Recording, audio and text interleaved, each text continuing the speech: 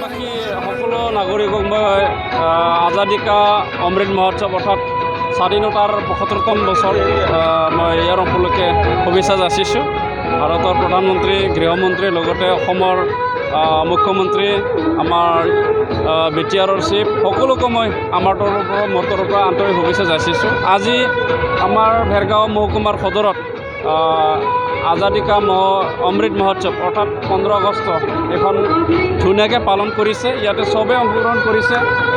চৰকাৰী বেচৰকাৰী বিদ্যালয়বিলাকৰ ছাত্ৰ ছাত্ৰী আহিছে আৰু মহকুমাধিপতি অৰ্থাৎ SDO তেখেতে আমাৰ চাব ডিভিজনৰ উন্নয়নৰ ক্ষেত্ৰত বিভিন্ন বিভাগক তেওঁলোকে তেওঁ ধুনীয়াকৈ দাঙি ধৰিছে।